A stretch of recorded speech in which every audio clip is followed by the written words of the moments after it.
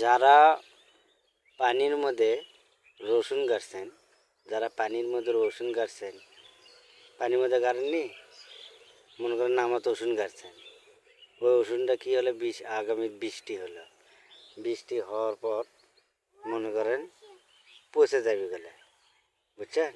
ওই রসুনটা তুলছেন আপনারা, কি করবেন এখন কোন তো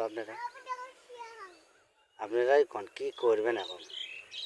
কথা হলে কি ওই রসুনটা ঝুঁটি বাঁধিবেন, ওই রসুনটা ঝুঁটি বাঁধিবেন, ওই রসুনটা ঝুঁটি বাঁধে এইভাবে এইভাবে এইভাবে ঝুঁটি বাঁধিবেন, বুঝছেন?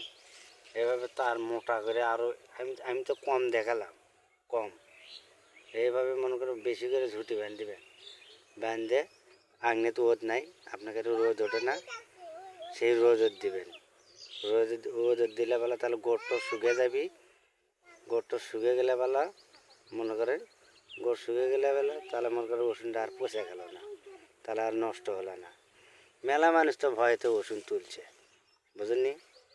আমাদের এতে সবাই রসুন তুলছে ভয়েতে, নামাত গাড়ছে, ভিটের গাড়ছে, সুত্তেই রসুন তুলছে। খালি এই যে আমি তুলিনি, আমি তুলবো 2-4 দিন যা, কারণ পোক্ত হোক, পোক্ত হলে বেলা তুলবো, পোক্ত না হলে বেলা তুলবো। আমার মনে করো ভিটে উঁচু জমি, পানি ওঠে না, তা আমি আমি যেভাবে কাজ করবো বললাম সেইভাবে আপনারা কাজ করবেন, দেখবেন ইনশাল্লাহ আল্লাহর ফলাফল খুবই ভালো পাবেন, বুঝছেন?